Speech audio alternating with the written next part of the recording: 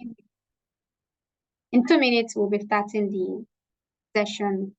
So trying to send reminders to everyone to join.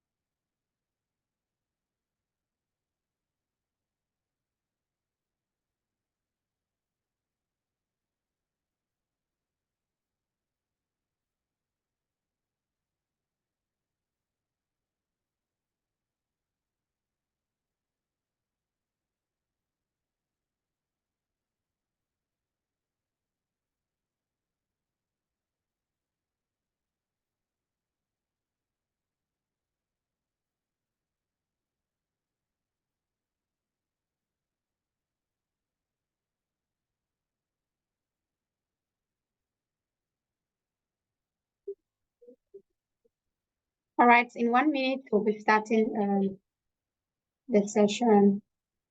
Thank you for your patience.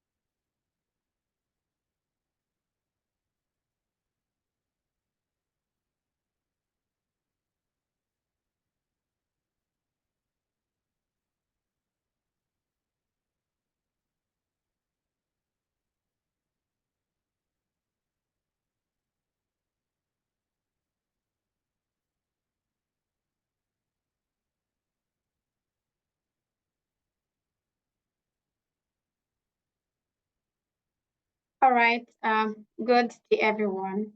Welcome to another session with Lintna EdTech community. And today we will be talking about an amazing subject matter around partnership with government organizations and how you can position yourself as an EdTech startup or an educator to be able to leverage on the opportunities that government offers in terms of partnership and other resources. So before we move into the details of today's conversation, my name is Taiwo Joseph, and I work at Lintna as Product and Business Development Coordinator, and I'm going to be your host in today's session. So I also have here my colleague, Marvelous, who will also be introducing himself shortly. He will be co-hosting this event with me. You might see him drop in at one point together. So Marvelous, kindly introduce yourself, please.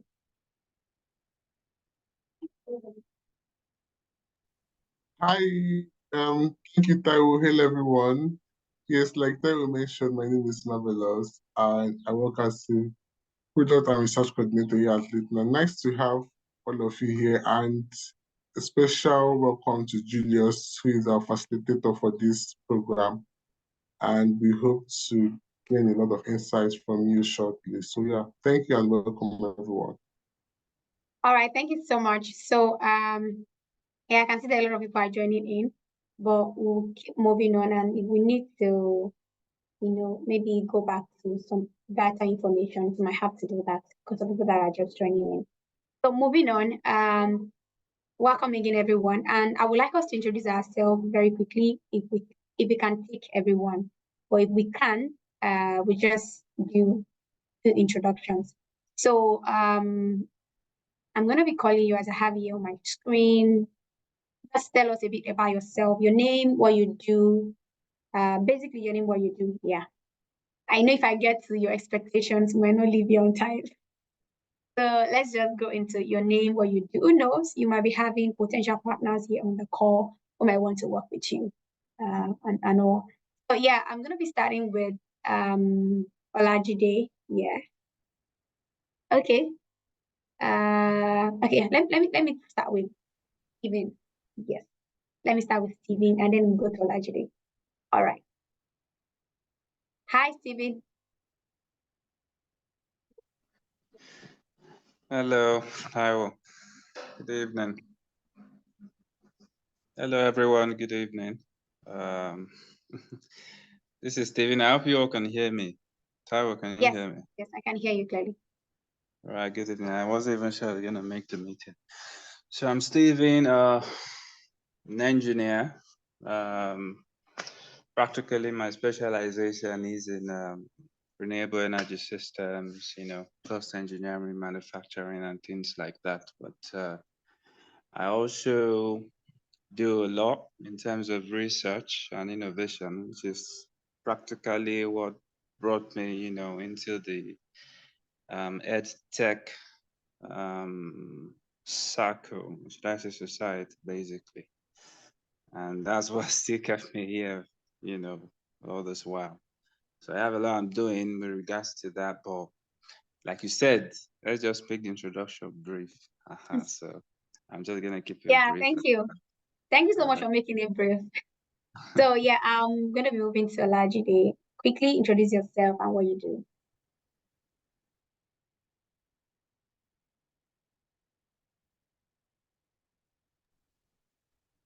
Hi, good afternoon. My name is Olajide Oluwadamilare Alade. I am a communication and social media coordinator. Thank you. Oh, beautiful. Thank you so much for that introduction. So let's have another person. I'm seeing Otike here.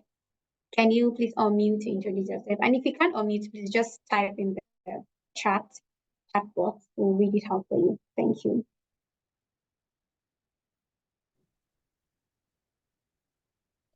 Hi, can you hear me?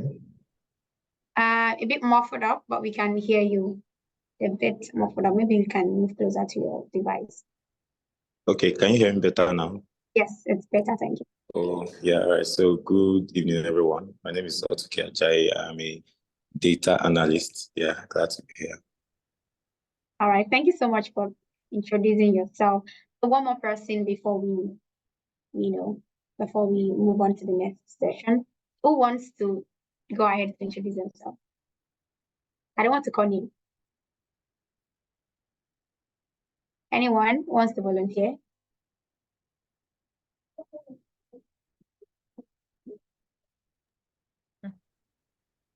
Hi guys, good afternoon everyone. It's evening already. I'm Goodness. I am a researcher and it's such a pleasure to be here. Thank you. Hi, thank you so much, Goodness, for the amazing introduction. So very shortly, we are going to be talking to you a bit more about Lintna EdTech community and why we are here. So I'll be sharing my screen shortly. Yeah. Please just confirm if you can see my screen.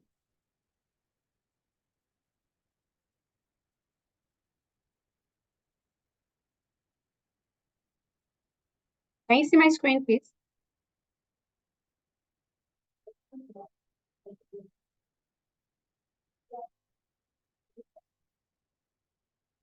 Please, I need you to help me out here if you can see my screen. So no.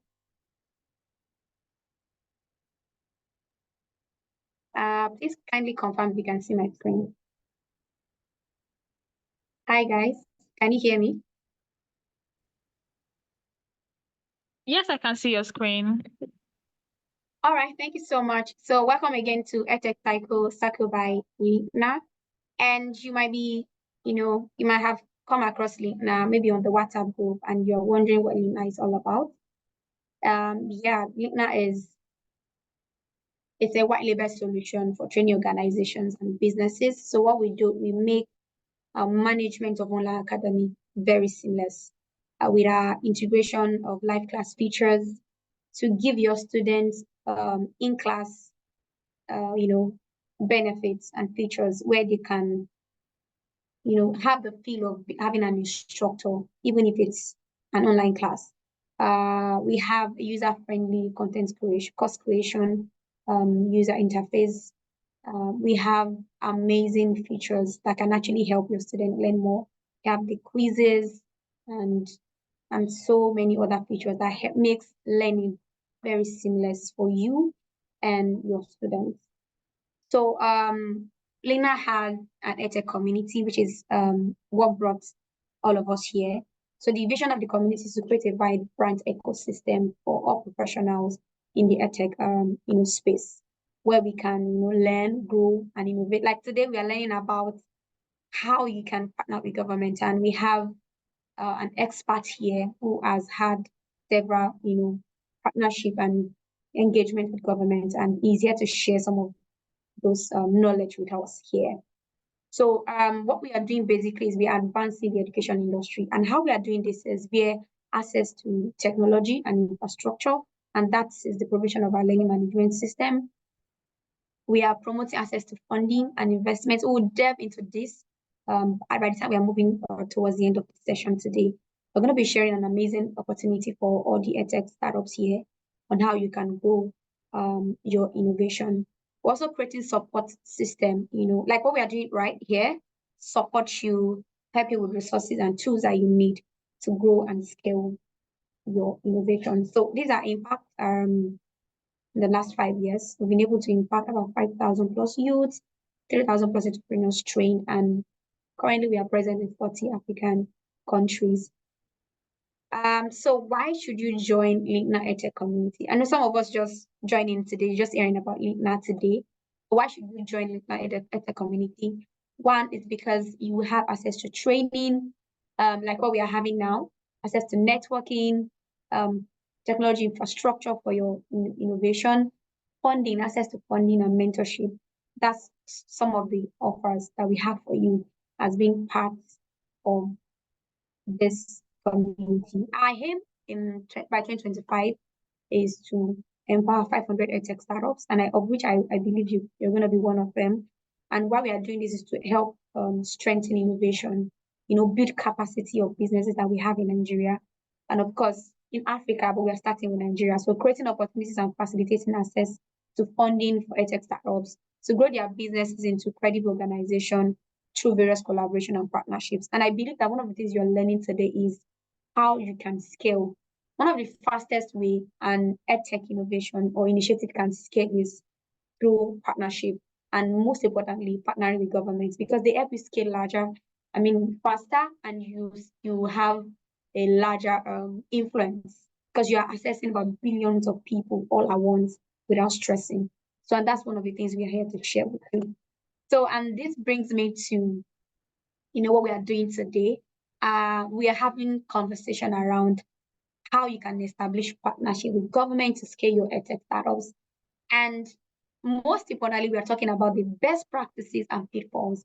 I know some of us might have stories about how you were pitching, maybe you were pitching an idea and eventually the government now they eventually took the idea from you and went to develop it, and go ahead to develop it. So or situations where you've been applying to partner with government bodies and it's as if you've just been like you're pouring water in baskets, right? So today we're going to be discussing how best you can position yourself at an advantageous position to be able to benefit from what government has to offer, especially when it comes to education.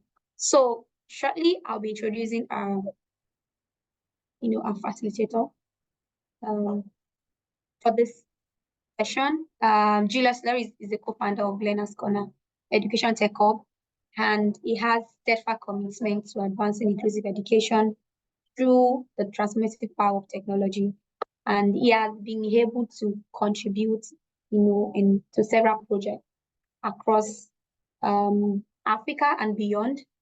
And he was given an award, right, for young African leaders, where he represented Lagos as a member of the delegation to Finland, engaging closely with the education community and several other engagements that Julius Laurie has had in the past. So I will not be doing so much of the talking. I would like to give the floor to Julius Laurie to take us on how we can best position ourselves in partnering with governmental bodies. Hi, Julius. Over to you. Hi, Taiwo. Hello, everyone. Can you hear me? Please let me know if you can hear me. Yes, we can hear you. Great. Okay, yeah, let me share my screen.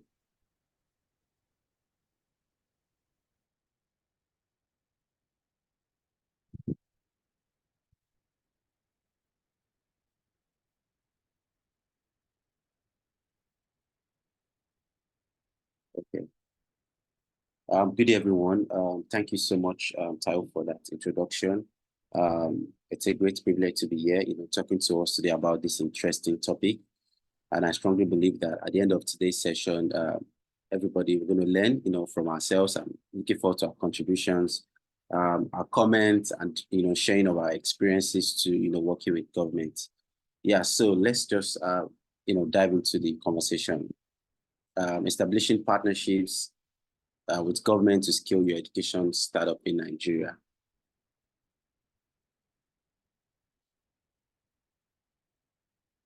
Okay. Yeah, so it's education itself, in my opinion, I think education, I don't want to say it's my opinion, really. Education is expected to be the responsibility of government, majorly primary and secondary school education. It's expected to be what government offers for free, to better the life of the citizen, but in a situation, where government, maybe they are not, taking responsibility in some areas, and that gives opportunity to private sector, innovators to possibly come into the space and look for a way to capture value, offer quality access to education, quality infrastructure, whether you are also like into hardware development and all of that. So in Nigeria today, we have a lot of challenges, facing our country, facing our education system, which we all know, lack of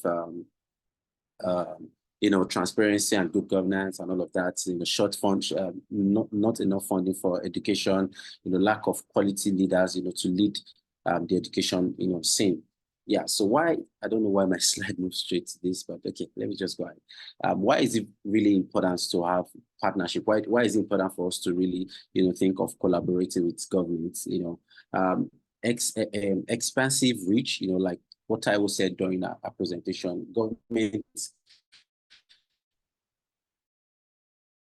gives us to wider numbers, students or maybe teachers, whoever we are working with in our organization. They have the asset, they have the ability to control huge numbers of, people, compared to somebody in the private sector who is just dealing with maybe a certain percentage of the population. So government collaboration is really important, and I think it's one of the most interesting collaborations you can have as an education tech innovator or someone who is interested in advancing education. So it expands the network of school students, educational stakeholders, amplifying the impact of the education tech solutions that you might have, and I think it's something that is also good for us on paper, when you possibly are pitching to investors, or maybe you are trying to gain a bigger collaboration, when you show them that, oh, I have worked with certain government agencies, I've done this, somehow it's, add to your reputation, and for you to have, gained this kind of collaboration, it means that you're doing something that is interesting.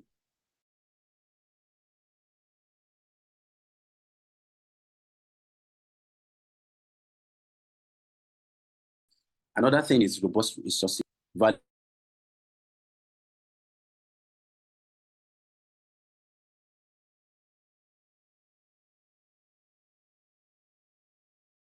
Valuable resources, such as, let me use an example. For example, you are offering cybersecurity courses, to young people who are, out of school, and then you really want to scale, that, looking at the infrastructure that is available. For example, government also have like a lot of resources, for example, the Ministry of Youth, they have like more than 20 to 50 youth centers. Let's use Lagos, for example. Lagos there are over 50 youth centers, and these youth centers, some part of the youth centers are equipped with ICT equipment, where people come in and, do some work online, learn online, then they go home. even if sometimes there's no internet 24/7, but these are like the resources are there, And imagine you have your solution and you collaborate with the Ministry of Dance. Okay, in every youth centers in Lagos State, I will be offering my course for certain amount of money, collaborating with the ministry to open their facility for me. So students who don't have access to internet and devices can walk into that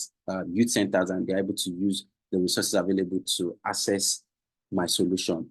As you can see, that's like a perfect example of how you can even scale numbers, access to robust resources. And some of these resources are there, most people are not even using some of these resources, and it's just there, sometimes there's nobody even using the space. So access to government partnership can somehow help us, give us access to robust resources, that can help us scale, faster, that can help us, get access to some of the people that we are, creating our solutions for. And the third one is enhanced credibility. Like I said earlier, in the international scene, once they see that you have an affiliation with your government, you have an affiliation, somehow they respect the work that you do, because for you to even have that opportunity, it means that you're doing something that is interesting and is solving problem. And another thing that I would also like to say that is not even in my slide is how our innovations, our ideas can also influence government policy. For example, if you're building a solution and you're just trying to pilot maybe within your community, you can see that you're only solving problem for those people in your community. But if you collaborate or maybe work with governments, you are able to possibly scale, like you're able to gain access to huge numbers. You're able to influence policies. You're able to be part of committees, was it a year or 2 years ago where I had the opportunity of joining the Lagos State ICT committee at the Ministry of Education. And this is even a very funny story, and people have asked me several. I think I'm just going to share a bit of that story here, how I got my first collaboration with Lagos State government. As a young person, there are times you go out there to pitch your solution and they look at it and say, how old are you, sir? You say you are doing education, what experience do you have? Have you maybe, teaching the class? Have you done this before? They sometimes look at it and feel like, oh, this person is still a young person. Person is just trying to make money from us and all of that, And on this fateful day, I walked into the office of the Commissioner for Education back then, and I went to her and I said, Ma, I have something I'm building, and I think this is going to help, secondary school students. Is going to improve the way they learn.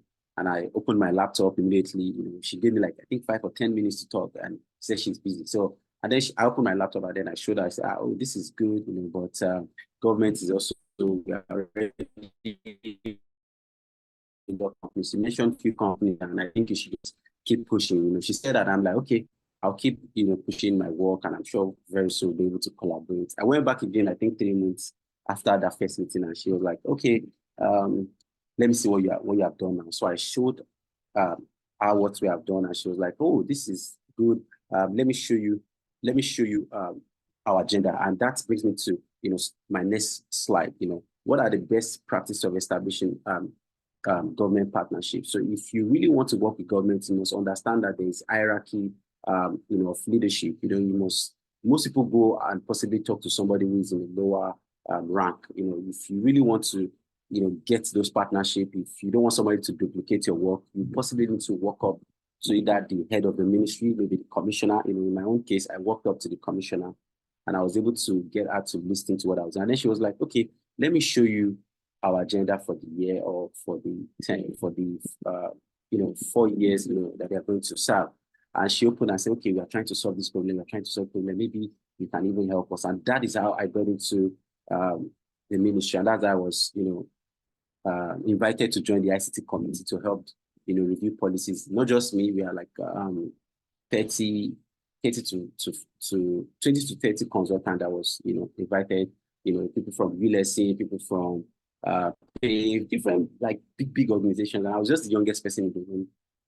And, I was able to contribute, and I'm like, okay, we need to, this from my own experience, we can add this, we can add that. And, looking at that engagement, that's gave me huge opportunity to learn and see, government, agenda, what they want to achieve. We can't afford to build our education tech solutions in isolation. We can't afford to work in isolation. I see a lot of innovators who want to just build on their own, or possibly some people who are trying to solve some problem. They're just doing it on their own. You can't afford to stay on your own. You have to possibly go out, look for a way to collaborate, which I think is very, very important. My first point here is identifying key decision makers like the commissioner or the permanent secretary. Go straight to them and prepare your slide, come correct, dress very well, look good, and possibly go with maybe 1 or 2 people from your team. If you even have like a customized shirt or something that shows that you guys are you are a full-fledged organization, not just a group of people who are trying to do something. You want to be very professional with your engagement. And number 2 is aligning your EdTech startup value proposition to what government strategies, initiative, and educational goals are. Like I mentioned, like for example, in Lagos State, we have what we call the team's agenda. That was the first agenda for the governor in the first tenure. That's the first 4 years of the governor, Governor Sanwo-Olu came up with the team's agenda, and this second tenure now he said is Teams Plus. He has added, some other things to it. So you want to possibly read about government agenda, what exactly is Teams agenda, what exactly is the T, what is the H, and all of that. For Lagos State, I think the T basically is technology advancement. They want to really invest in education or anything technology, that will solve problem for them, whether it's in the education space, in the business space, in the youth development space, across board. So there is that component of the agenda, which is majorly around technology. So if you're trying to pitch your idea today, you want to connect your solution to what government is trying to do. For example, one of the major problems that they are also facing, this is not even education now, is solving problem of traffic in Lagos State. And they are trying to see, okay, how do we leverage technology to improve reduce traffic, through this digitally controlling the what is it called? The red, yellow, green lights, the traffic light. Without you having somebody stand to say, okay, the bus should come this way, the car, somebody controlling the light, So they wanted to do something, that can work without human contribution, on site, and I think they came up with something at that time. Maybe if you move around Lagos, you see that they have cameras everywhere. They are trying to check vehicles that beat the traffic lights. You just receive something. They are trying to advance, looking for different initiatives to partner with, and I think it has maybe be successful. I don't work with government, I don't know, but, that's just an example of part of what they want to achieve using the team's agenda. So it's just one pillar of the entire agenda. So you possibly want to align your solution to what government is trying to do. You want to read more about it and outline it when you are presenting your solution to them. And also, thirdly, emphasize on the potential benefits for government. For example, in education, how does this improve access to quality education, enhance workforce development, and positive societal impact, quality and,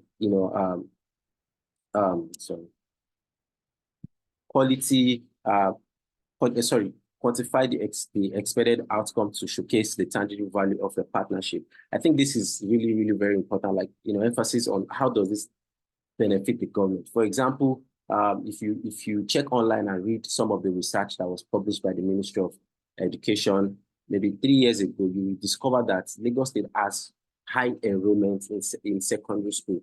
There's this high, people want to go to school. But from SS1, SS2, there is high rate of dropouts, and when, they published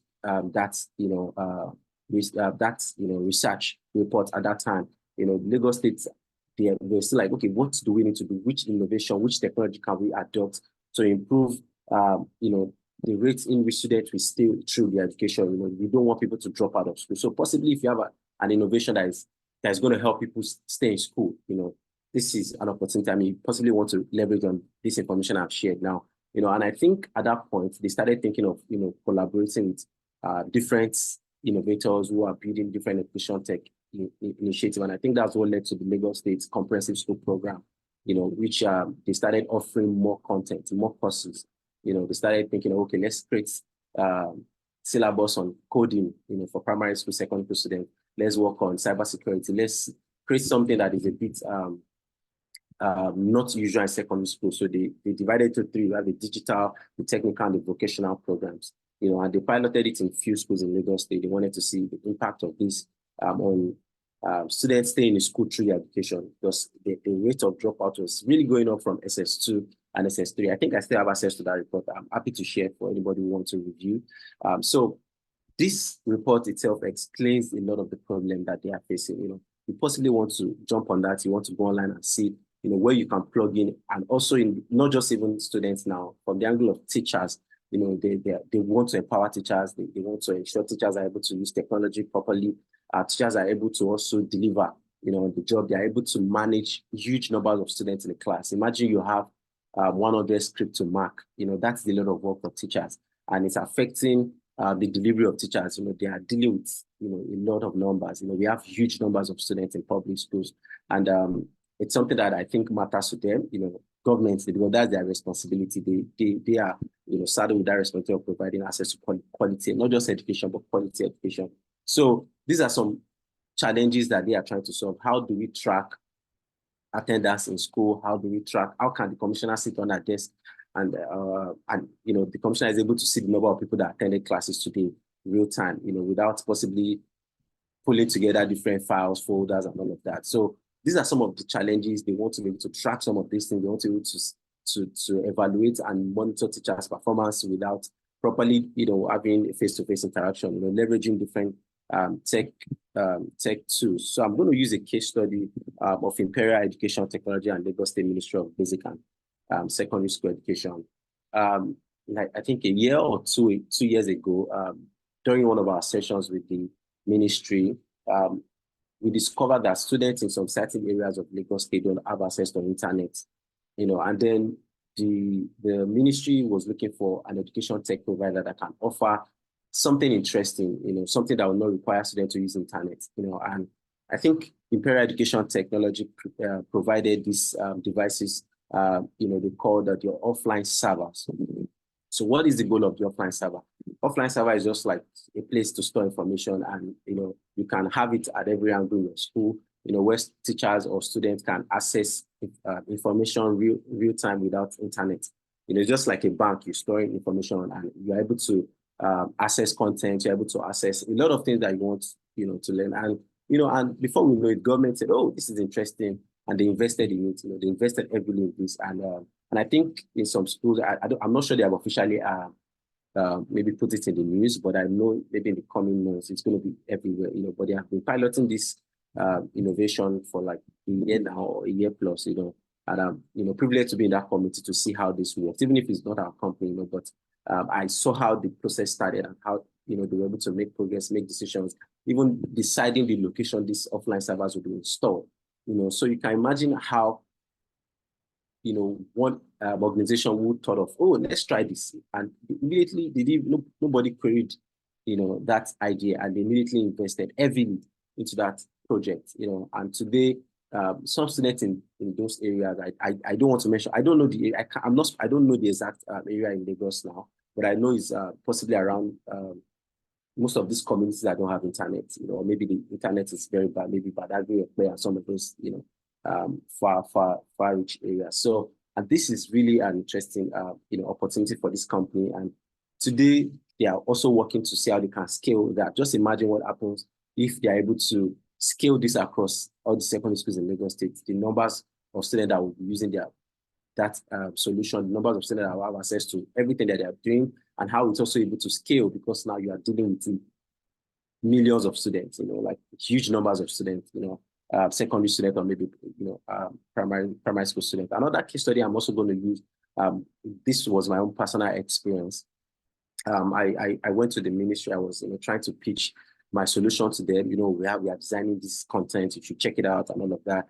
And the person I was talking to did not even answer me. I think it was the director of ICT. I'm not going to mention him of that. Let me mention it. I mean, it's called that Lagos State Vocational and Technical Board. So the guy was looking at me, I was like, guy, we don't need this solution that you are introducing to us. We have partnership with this organization already. We have some. I'm like, okay, I think you should give us a try. Let me show you the full flesh of what we have, on our platform. And then he said, wait, can you even train teachers? Can you train our teachers on how to use digital tools, the classroom? I said, why not? I said, yeah, I can do that for you. We have partnership with this organization. We have partnership with that organization. We're like, oh, okay. okay, create a document, send me a proposal, and then let's see if we can try with 350 teachers. I'm like, wow, okay. I immediately went home and then I called my colleague. I said, guys, we have something, to work on, for Lagos State Vocational and Technical Board. And that's how we started, doing some research. We immediately developed a proposal and developed the training content, the training manuals, and because it's our first time, so we don't want to even, fumble on anything. We're able to do everything in less than, 24 hours. And then we also inform them that, okay, as you're working on, this interesting project, we also like to take your teachers on educational leadership content that will somehow improve the way they see technology, because a lot of teachers in public schools they are not tech savvy. Some of them are not tech savvy, and they see technology as something that's coming to take their job. So a lot of them, once you invite them for trainings like this, they will just come and, let me just stay there. At least they will share rice and we have lunch and and breakfast. So we decided to design something that appealed to their behavior, and change of behavior of how they see technology. And luckily for me, I was able to get some partners from Stanley School of Leadership Studies in the United States, to help us create an educational leadership curriculum, in addition to our tech content that we developed. So, and that's how we presented this, idea to them. And they're like, wow, this is good. Immediately they approved the project. We started training, and then we trained over, I think, like 300 teachers from like 5 divisions in Lagos. And that's how we started. And after the training, we designed our reports. We did an anonymous survey. We're just too detailed about everything. We wanted to solve that problem. We wanted to support them, not just want to be part of that community. And that's how we started working with them. Till date, as I speak to you, we just got like 2 approvals again to train more teachers and more top officers on evaluation of e-content. That's another thing the quality assurance officers are facing now. A lot of them, they are used to evaluating paper, like long leaves. This long thing teachers will write and say, oh, this is my week 1, week 2, week 3. So most of the evaluation officers are not used to evaluating e-content.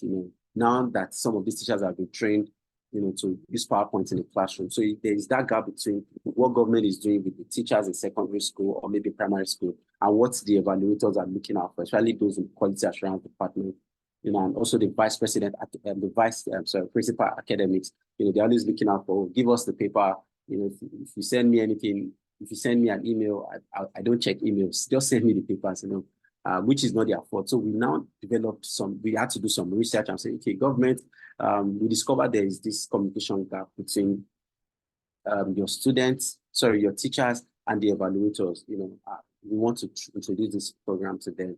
And the reality of what I'm saying is that is not even our primary work at Learner's Corner. We are thinking of focusing more on secondary school students, but when the opportunity came, we don't want to go. We don't want to say no to anything. And I think that's also an important lesson. If you want to really work with government, you can't be too rigid. When you have an idea, it's okay. Once I get it, I'm going to introduce this into them, and I know they will take it. They may not say yes to you, but they can give you another option. They can say, oh, can you do this? Can you do that? Can you help us develop curriculum? I know of so many companies, education companies, that worked with state government during the comprehensive school program.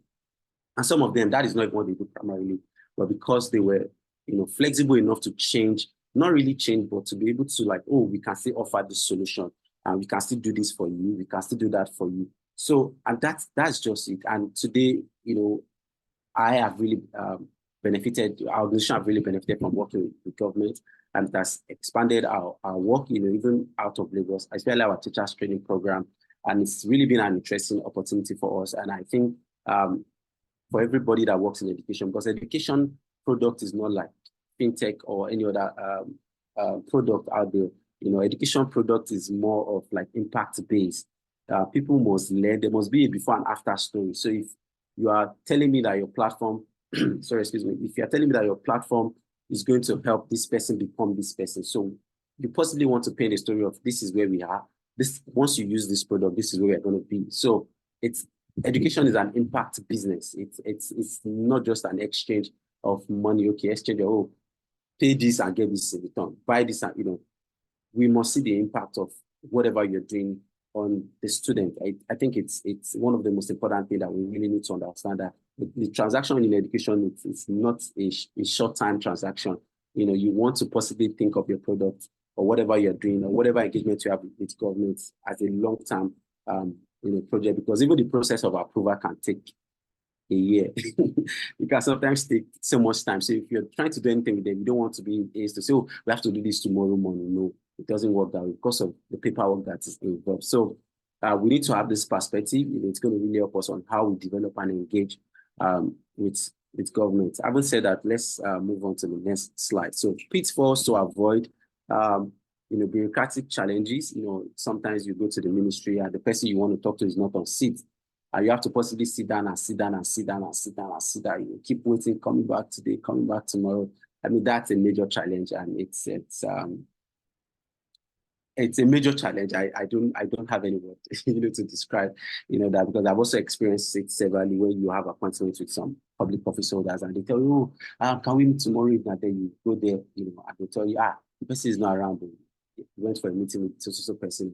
You possibly have to come back again next week. So, and also the paperwork that is involved. Sometimes you'll be asked to submit a document. You have to wait for months before you get feedback, or sometimes your document is even missing in the process of moving files from one place to another. I mean, we all know that in Nigeria today, we are still in the process of transitioning from paperwork to like sending emails. If you send emails to anybody, some people are adopting it, but emails sometimes you may not even get a reply. If you email somebody in one officer, so let me send this document to this person. The person may not even see the email, even if their name is on the email as Julius at so, like carrying a specific government name. It's something that I'm sure in the nearest future will keep getting better as a country.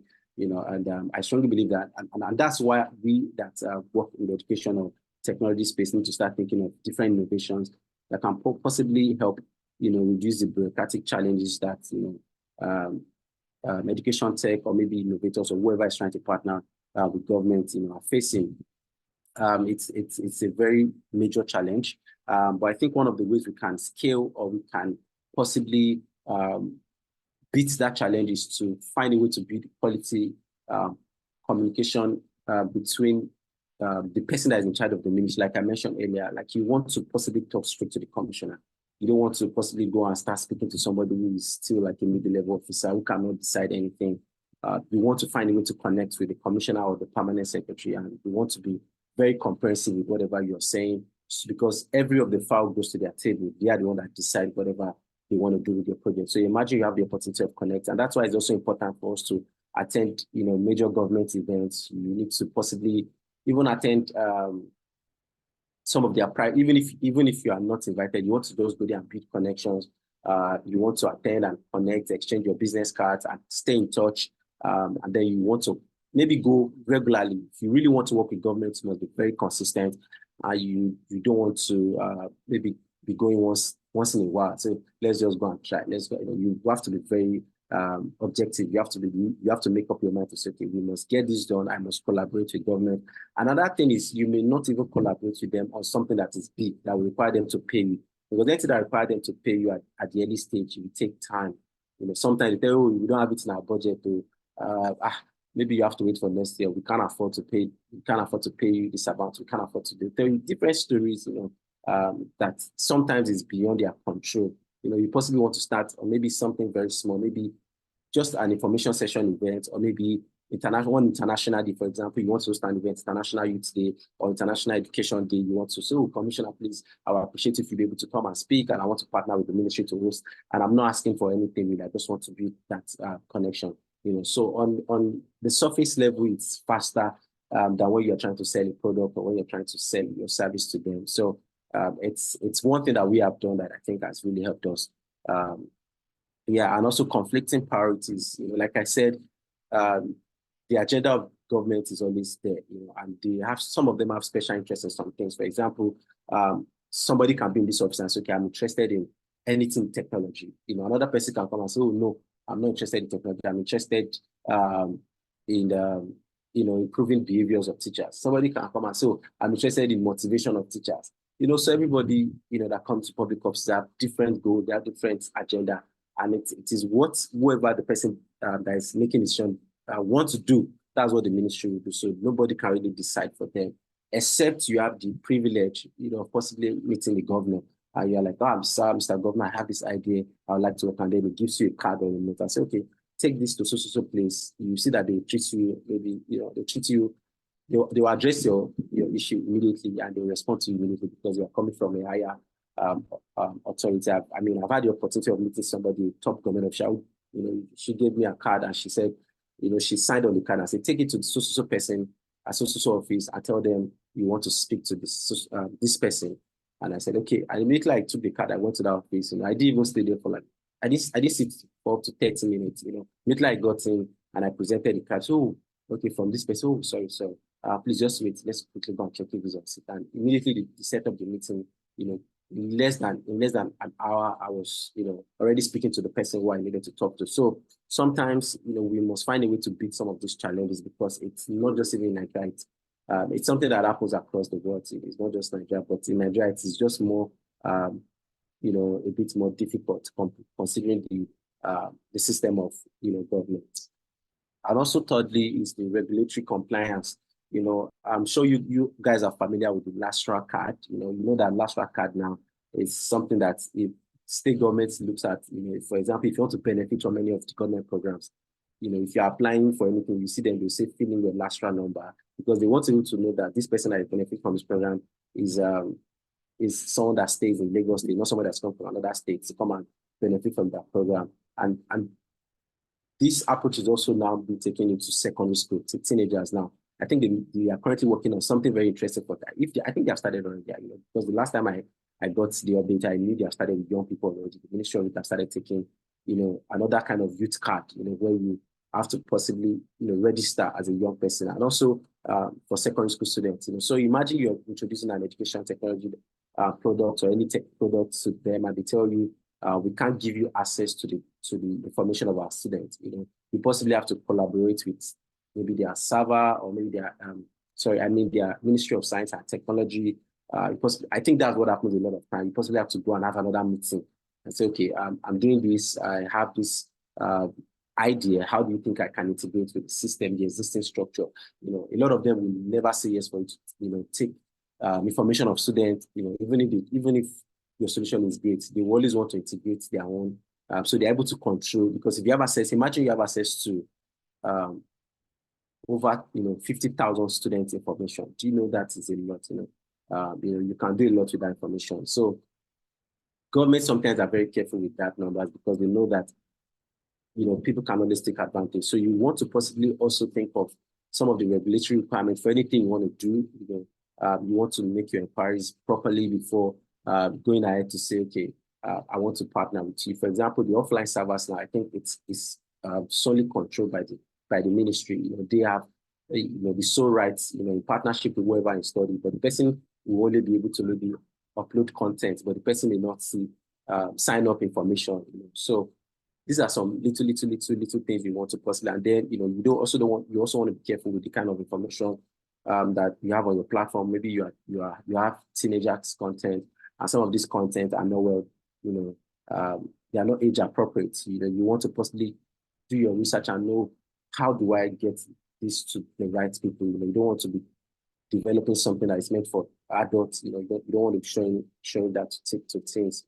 So this can happen in several ways, but you must take this into cognizance. You must be able to understand the regulatory and compliance, part of the partnership or whatever you want to do. So building trust and credibility is very, very important, especially when you work with government. You don't want to collect money and you not do the work. I've seen, there's a lot of cases, of different organizations that, got government partnership, and they, what they showed during their presentation was different from what they presented. At the end of the day, they said they are going to design this interesting tablet. It's going to be able to do this, going to do that. But at the end of the day, what they presented, at the final phase was not what they said they would do. So it's important that we consider building trust and credibility, but that's what we keep the partnership going for a longer time. So importance of trust, we must continue to think of how to ensure that whatever we are doing, they must be able to trust the work that we have done. One of the ways we have that, Learner's Corner did that was to always run a survey, pre and post survey, and we compile this and we possibly take it to them and say, oh, these are some of the things, your teachers have said, about, no name of teacher is on it. It's anonymous survey. You can't say anybody name it, but we just want to help them make better decisions. So they know that, okay, if we are spending this money on this thing, we want to know what the teachers that we are investing this money, what they think about this product. So I think we did that. Our very first training with last week, we did that, and then we showed the feedback to the executive secretary and said, man, your teachers think you're doing very, very well as the leader of this agency, but they need more support in terms of public address system in the class.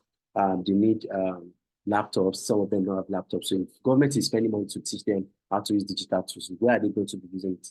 People that don't have laptop, you possibly want to invest in infrastructure, and then possibly if you can also help with some mental health sessions, because a lot of them, they have so much to do, especially the female teachers.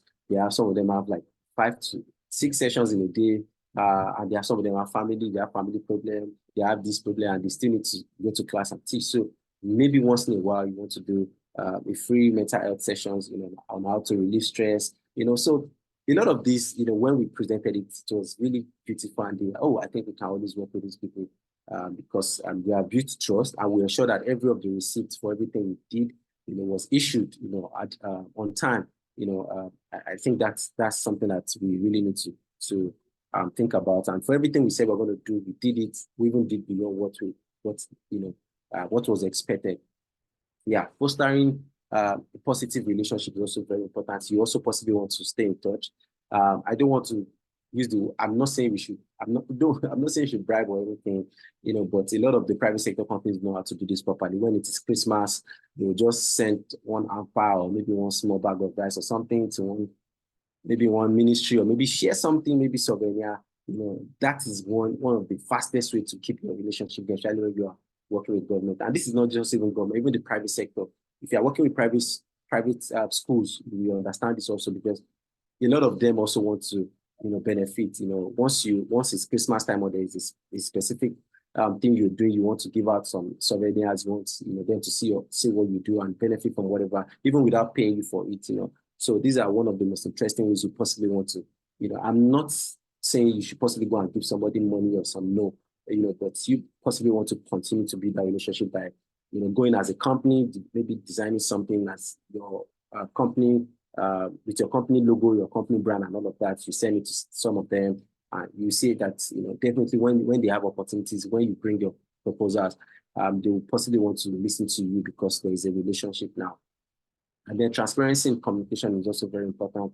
You want to be clear with your communications. You don't want to sound too technical. You don't want to come and say, students they can't learn properly. You need to do this, something that is is not clear. You want to be very clear with your communication.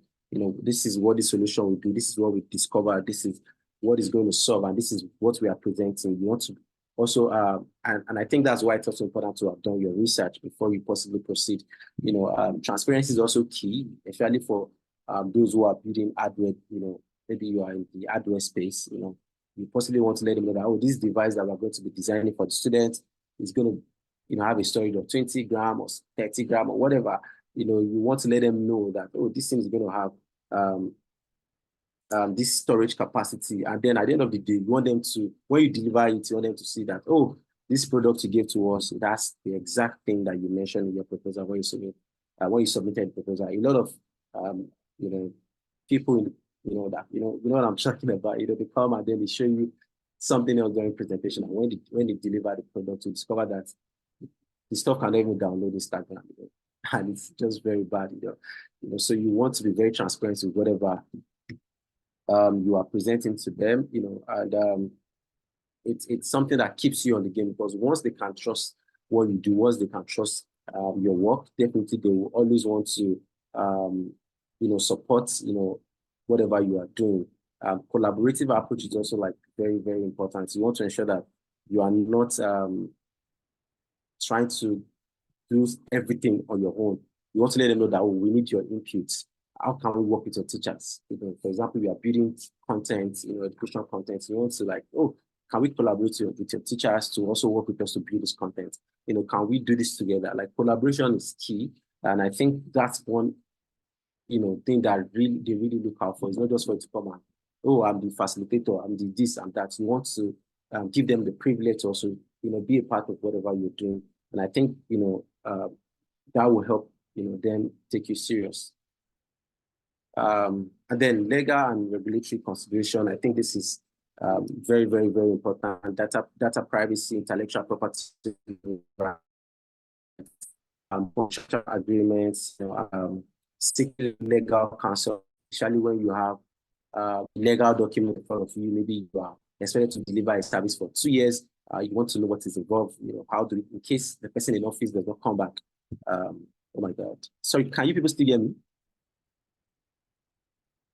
Please let me know if you can hear me. My laptop is showing that. Okay, thank you. Yeah, so you want to also, consider the legal and regulatory consideration for some of the things you are presenting to them. I think that will save you a lot of things before you sign anything with government. And if you observe, for those that has really worked with governments, they're always very careful, signing anything, especially when it comes to maybe, let's sign, even if it's an MOU, they always want, oh, okay, I don't think we should sign. Some of them don't like to sign, because they know that, that can be binding at the end of the day. So you possibly want to think about it, get a legal advice, possibly advise you, especially when you are developing a product, or maybe you are providing services that will go beyond a year or two. What happens if this person is not going to be in office anymore? How do we still build a fund? How do we still continue our work without this person? How do I still get paid for whatever work I'm doing? You want to consider the data protection law, licensing agreements. These things are very, very important. So I think we really need to work on that. My recommendations for effective collaboration. I'm just going to possibly reemphasize what I've said before. Establish clear communication channels. Maintain an open and transparent communications with government partners to ensure alignment of goals, timelines, and programs. This is very, very important. When you have a timeline, for example, you are supposed to deliver this between maybe tomorrow or next tomorrow. That's the agreement. You can't go back and give them stories. Oh, something happened. Something happened. I don't think a lot of them will be happy with that, because they've already committed their resources and time is going. There's a calendar for everything that they do. So you possibly want to ensure that you are meeting your timelines. You are sharing your milestones with the departments that they're going to assign to work on. And one thing about government is that there's always a department that you're going to be working with. For example, if you are into content creation, if you're into education, content creation, if you're into anything that improves learning, possibly they want to push you to maybe education resource department. They call it EROC. I think Lagos State have the Education Resource Center. You will definitely be working with that department, maybe the HOD of that department. If you have a tech solution, you want to push your tech solution to, okay, for example, like the platform, that is hosting this event now, you want to possibly share what you have with them. They possibly take it to the ICT unit, science and tech, for them to look at, oh, what exactly, have you done, how, if we put our name on this, I hope it will, affect the student, I hope to give us the right, is it under control, a lot of that. So it's important we have some of these things cleared out, before we dive down into whatever we want to do. Number 2 is demonstrate flexibility and adaptability. I think it's also part of what I said earlier. Where you're trying to sell something to them, maybe you're trying to sell this product, and they're like, oh, we don't think we need this product, but can you do this? You possibly want to be very flexible with whatever approach, whatever thing they want to do, because what they are doing is not just for a smaller group. You're looking at huge numbers of students, huge numbers of teachers. The numbers is a lot. They possibly may not want to go in your direction because they are looking at, oh, if you have 5,000 sign up in less than 24 hours, what happens to your system? So you possibly want to be very flexible with whatever that you are presenting, or whatever ideas you have. You can't afford to say, this is what this one. This, if you don't buy this, you can't find other thing. So it's important to be very flexible and, you know, being able to adapt to whatever approach, you know, or unique need that the government agencies have. You know, you have to have this idea of collaboration. Number 3 is cultivating persistence and resilience. You know, in the Nigerian government system, the bureaucracy is in, but it's just a major problem. So you don't want to, it's not going to be very easy. That's just, let me just be honest. So you have to be consistent. You possibly have to keep knocking those doors every day. You possibly have to visit. You possibly have to keep showing up, because this person that you're looking for, maybe this commissioner or whoever agency you want to work with, they have so many projects ongoing at the same time, and they have their own life too. So you possibly want to understand that it may not be intentional, you know, that this person is not responding on time. You want to be very consistent. You want to be very consistent. You want to keep showing up, you know, every single day, because I mean, that is one thing that can work, you know, and I think that's something that has worked, you know, in the past. You know, consistency is key. You have to keep showing up. You have to be persistent. And then the last one is leveraging shared expertise. You want to possibly look for a way to leverage what they also have as government or whatever they are already doing. You know, for example, if you look at the Lagos State Employment Trust Fund program, you know, they already have these different trainings, different programs. You know, you want to leverage some of their expertise in that area. It's okay. We're also developing something that will aid, you know, that will help young people gain access to internship, or maybe learn some texts at the early stage. You want to say, can you please advise us on how you have developed your framework, you know, possibly to help us, you know, create something at a smaller level for this group of people that we want to work with. You know, it's something that they are always very happy about. You know, I'm sure a lot of companies that most people don't always want to learn from government. We always feel that we are private sector and we have all the ideas. You know, some people in government are extremely intelligent. Some people are, you know, they are experts. Some of them, they know everything. From everything you talk about, they know it, but it's just that they're in a seat where they can't, you know, implement everything. You know, they can't implement all these great ideas at once, you know, because of some of the bureaucracy that is involved in getting approvals and all of that. So, you know, leveraging shared expertise is one of the most interesting ways, you know, collaborating on research work, collaborating on, you know, trying to learn from them, trying to get them involved in whatever you're doing. I think it's very, very, very, very, very, very important. You know, it's really going to help us, you know, to build that relationship, build those connections that we need to scale our different innovations. And I also think that we must also continue to find a way not to always criticize, you know, because I see a lot of people would say, oh, government is bad, government is this, government is that. I mean, I don't want to say I agree. You know, in my opinion, I don't think government is bad. If you really understand some of the things they also go through from back home, it's a lot of struggle for some of them to even get funding. Sometimes they don't even have money to even pay for some of the things you want them to do. They have a budget that has been, you know, more than 75% of the budget is gone already, even before the year starts. You know, so a lot of these people, they have so many things that they want to do. So you possibly also want to have a positive mindset about your engagement. You don't want to say, this person is corrupt, this person is bad, this person is this. You know, government is not, they're always eating our money and all of that. I think those ideas sometimes are not too good when you really want to have a productive engagement. You possibly need to be very open-minded and, you know, think of a way to contribute. You know, I think that way it's something that opens a lot of doors for you. You know, I was speaking to one of my friends yesterday. I was talking about today's session, and I was trying to I was trying to pick his brain, you know, and he was saying something about the government used to, you know, pad this, they used to, I don't want to go into details, but we're just saying, I'm like, bro, like,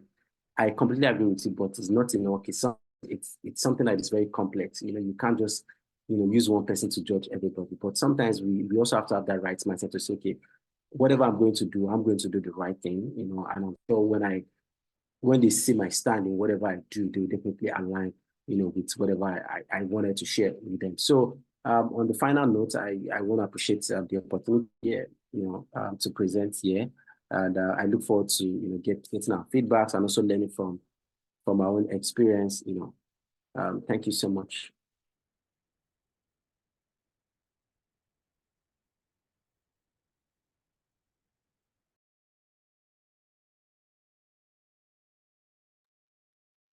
Thank you, Julius, for such a wonderful session. I'm really, really happy. That was such an enlightening session. A lot of things we spoke about, especially working with government officials and learning how to relate with them for the secret of startup was really enlightening. And I myself have learned a lot and also include some of the things I've learned today into my work to ensure that I stay aligned with government policies and regulatory decisions and stuff like that. So thank you so much. It was really an enlightening session, and I hope I'm speaking for everyone when I say this was well thought out and you delivered excellently. So thank you again, Julius. And yeah, I hope we do this some other time in the future. Thank you so much. Appreciate your time. Thank you so much, Marvelous. Yeah, you're welcome. All right, now it's our Q&A, questions and answers. I know we've all been being attentive to this, so if you have any questions or any clarifications you may need from Julius, please unmute your mic, or if you can't unmute your mic, raise your hand and we'll bring you up and then ask your questions so that Julius can clarify and help you understand better. So yeah, any questions so far?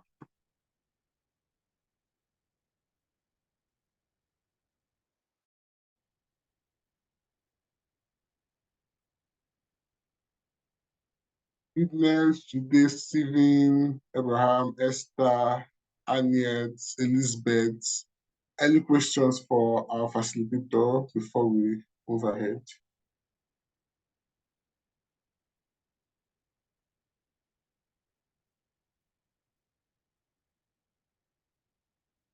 Okay, Elizabeth wants to speak. All right. So you're muted now. Can you speak? Can you speak now? Hi, good afternoon, everyone. Once again, Yeah. very much, Julius, for the really detailed session. I learned so much and noted a lot down. So my question is around, also kudos to the team and everyone who put this together. It was really insightful, and I am glad I was able to attend. My question is around, I remember when Julius, when you were talking, you talked about compliance, and that's really is something I would like, if you don't mind, to elaborate on. So I'm asking a question around, let's take, for instance, an organization that wishes to reach out to the government for collaboration, of course, in the educational space. As you know, most of us here are EdTech innovators and founders. What are some of the major things you think that, or what are some of the major things the government officials really do look out for in our organizations in terms of knowing that we have been compliant? What are some of the things they would scrutinize us with? And so I think this might help most of us know how to be sure that we keep track of these things and we are on a good standing with them by the time we're reaching out to them for certain collaborative purposes. All right, thank you, Elizabeth. Thank you. Compliance is the word, but I think it has a lot of there's so much angle to the compliance thing. But what I'm just going to start with is, like, if you want to get some kind of collaborations or partnership, or you want to become a consultant, there's an office called the Office of the Public-Private Sector Partnership, Public Procurement Office, So that office is in charge of documenting consultants, or maybe agents or whoever is working with government, and they have their own procedures. You possibly want to register with them. They give you like a license. It's a 1-year license. There's a name they call it. I can't remember right now, but I know I applied for it like 2 years ago and I got it. They would ask you for your CAC documents. They want to know those involved, like your board of directors, your organization history, and all of those things. Are you paying tax? Are you tax compliance as an organization, and also as maybe the CEO or whoever, or the executive director that is in charge? All of this to be checked. They are going to collect all these documents. what that is going to do for your organization is this: anytime you are presenting a project that will require them to pay you, that process generates a code or an identity number for your company. So immediately they log in that information, it makes payments easy, and it makes your engagement with government very easy. But a lot of people will just go and drop proposal. They don't know that there is also a form of registration. And even in some ministry, they have their own special registration, where they want to know those that are interested in working with them. They have their own. For example, the Ministry of Youth now, they have like a department that's in charge of registering organization, just to be able to know more about the organization, that they want, that is willing to work with them, possibly partner and collaborate with them. So this is one part of it, that a lot of people don't know. Like, you really need to make inquiries about it, because immediately you submit and you attach this, it comes with like a set. It's not like a certificate, but like an approval letter from Lagos State. I mean, I have more experience working in Lagos State, so I don't know for any other state, So these are some of those things you also want to consider. And on the other side, if you look at infrastructure in terms of technology itself, like maybe you are offering a tech product that requires that is a bit like that is more technical in terms of, it's going to be taking information of students, it's going to be taking the sign-up details of people in the state, is going to be taking, it's a bit more tricky in terms of, you are trying to control, you have access to some information that you're not supposed to have access to. And that's why when you present that kind of solution, sometimes they take you to the Department of Science and Tech, or maybe the Ministry of Science and Tech, so you can engage with experts. They want to know the capacity of this platform. What is it like? How this platform will not, maybe when this platform cannot take certain numbers of sign up at once, it's just going to help them know the technicalities around whatever you are doing, and how, if they're going to work with you, how they can also support you with some of the resources that they have, as a government. And I know that some of them, I think government is not trying to have their own, their own server or something like that, where you can just plug in and they control whatever happens from that end. So if the partnership ends tomorrow, they can easily withdraw and end the engagement that they have with you. So it depends on what exactly you want to do. I really can't speak to. It's a very big conversation. It's going to be like the example that I've shared is a bit more specific around what exactly you want to do, how you want to do it, and some of the foundation of all this is for you to even be registered, especially if you are working in education. You can't work in education, without you properly, maybe registering with. You have to. Some people have done it without registering, actually, but you don't have a record.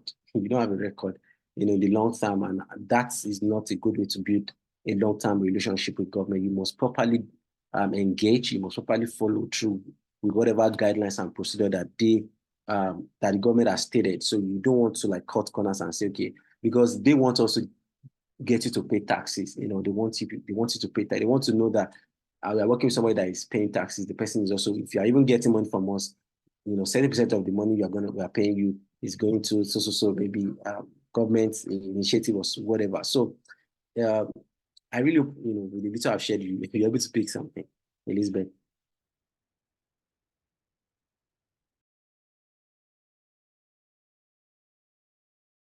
Yeah, thank you, Elizabeth. All right, thank you so much, Julius. I thank Elizabeth for your question, because that also put a bit of enlightenment on that aspect. So, any other questions from anyone before we move on? Oh, sorry about that. Just raise up your hands if you want to speak, and I'll mute you. Anyone else?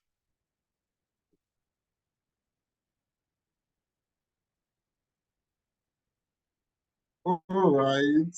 I'm taking it that we fully understand what you say, and we are going to start replicating what we've learned today in our daily affairs, especially interacting and engaging with government agencies and officials.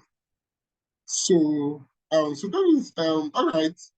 Thank you again, Julius, and thank you everyone for paying attention. Thank you, Isabel, for the question. This has been a wonderful session.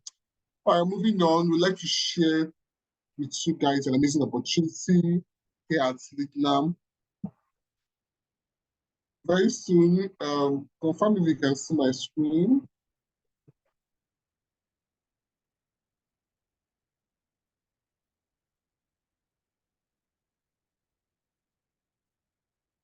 Yes, I can see your screen.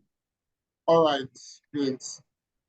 Lintna, very soon we've opened our call for applications for the Lintna EdTech Bootcamp. So what does it mean? This means that if we have an EdTech idea, or maybe you know someone that is not here but has an EdTech idea, or is building a solution, an innovative solution in the EdTech space, already has a company that is solving real life problems and providing solutions within the EdTech space. We open up the Lintna bootcamp applications for them to apply. It's a 2-day virtual intensive program for EdTech innovators, startups, entrepreneurs, and also regulators alike and industry professionals.